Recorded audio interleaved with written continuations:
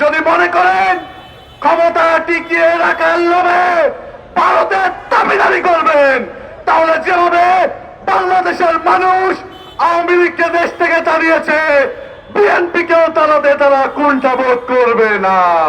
অথচ তারা সংবিধান সংস্কারের বিষয়ে তারা কোনো কথাই বলছে না। তারা বলতে চাচ্ছে সংবিধান সংস্কার হওয়া সম্ভব নয়। তাদের ২ নম্বর ৩১ দফার মধ্যে দ্বিতীয় দফাটি ছিল দল নিরপেক্ষ তত্ত্বাবধায়ক সরকার ব্যবস্থা। তারা সেদিকে অস্বীকার করতে চাচ্ছে।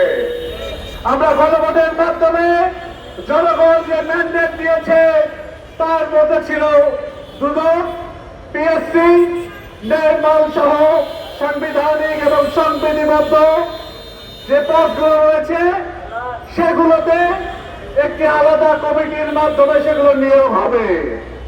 অথচ তারা সেগুলোকে অগ্রাহ্য করে তারা চাচ্ছে প্রধানমন্ত্রীর হাতেই সকল ক্ষমতা ন্যস্ত করতে।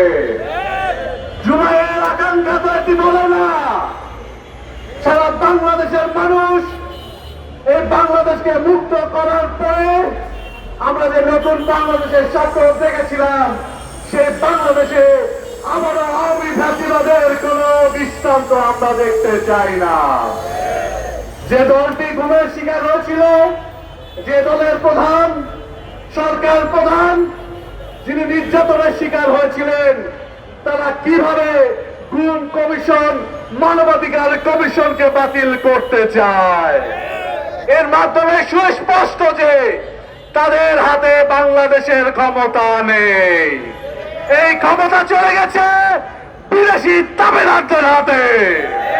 আমরা স্পষ্ট করে বিএনপিকে বলতে চাই, যদি মনে করেন ক্ষমতা টিকিয়ে রাখার লোভে ভারতের দাবিদারি করবেন, তাহলে যেভাবে বাংলাদেশের মানুষ আওয়ামী লীগকে দেশ থেকে তাড়িয়েছে, বিএনপিকেও তারা কুণ্ঠাবোধ করবে না। সুতরাং সময় থাকতে জনগণের ম্যান্ডেটকে সম্মান দিতে শিখুন, জনগণের জনরায় বাস্তবায়ন করতে শিখুন। না হলে অতি শীঘ্রই বাংলাদেশের জনগণ আপনাদেরকে দেশ থেকে বিতাড়িত করে দেবে।